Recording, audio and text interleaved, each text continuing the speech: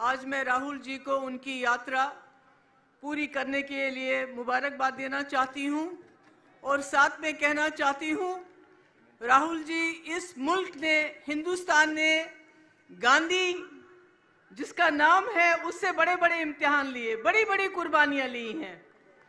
चाहे वो महात्मा गांधी जी हो जिन्होंने आज़ादी की लड़ाई लड़ने के बाद इस मुल्क की आत्मा को बचाने के लिए अपनी जान दी, चाहे आपकी दादी इंदिरा जी हो जिसने इस मुल्क के लिए आखिरी कतरा खून का दिया, चाहे आपके पिताजी राजीव गांधी जी हो जिन्होंने इस मुल्क को अपने खून से सींचा।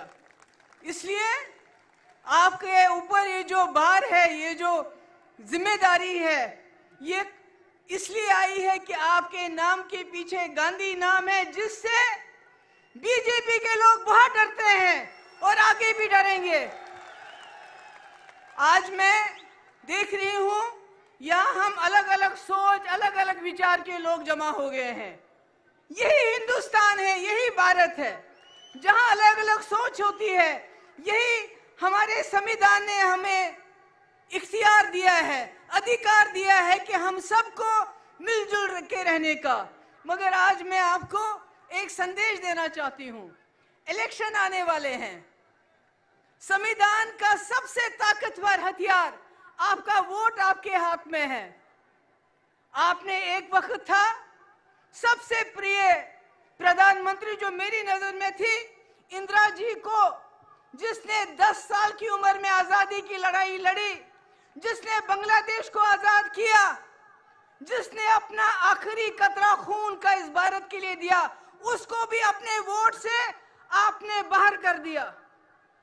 आपने 2014 में मोदी जी को चुना जिन्होंने कहा सबका साथ, सबका विकास, सबका विश्वास, जिन्होंने कहा मैं हर साल 2 करोड़ नौकरियां दूंगा, जिन्होंने कहा 15 लाख रुपए जमा करूंगा तुम्हारे खाते में, जिन्होंने कहा कांग्रेस 450 रुपए में गैस सिलेंडर देती है, मैं 400 में दूंगा, जिन्होंने कहा औरतों के साथ ज्यादती हो रही है, मैं उनकी रक्षा करूंगा, और आपने वोट दे दिए।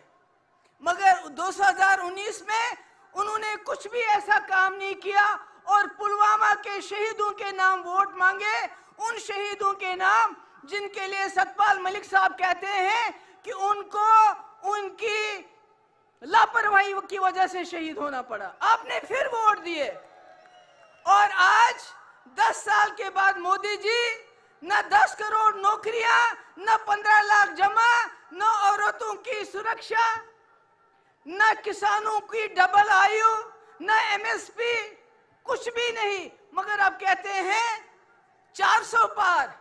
ये 400 पार क्यों करना चाहते हैं? आप मेरी बात सुनिए, क्योंकि ये संविधान को बदलना चाहते हैं, आपके हाथ में से आपका वोट छीनना चाहते हैं, ताकि जिस वक्त आप लोग जाग जाओ, आप इनको बाहर करना चाहो, आपके वोट में वो ताकत नहीं रहेगी। हम ऐसे हो जाएंगे जैसे चीन में वो किसी को भी वोट डालते हैं, चुना एक आदमी जाता है, एक जमात चुनी जाती है। जैसे प्यूटन रशिया में चुना जाता है। मोदी जी इस मुल्क को ऐसा ही बनाना चाहते हैं कि आपके वोट को, अगर आपने इस इलेक्शन में सोच समझ के वोट नहीं डाला तो आपके वोट की कोई ताकत नहीं रही। मैं जम्मू कश्मीर से आती हूँ, वहां संविधान खत्म है।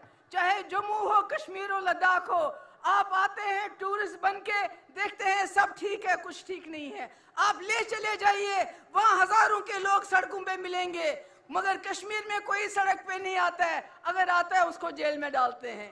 खुदा के लिए जो हाल हमारा है वो हाल आपका भी हो जाएगा अगर आप इस इलेक्शन में सोच समझ के वोट नहीं डालेंगे, संविधान को बचाने के लिए वोट नहीं डालेंगे, इंडिया अलायंस को सामने लाने के लिए वोट नहीं डालेंगे।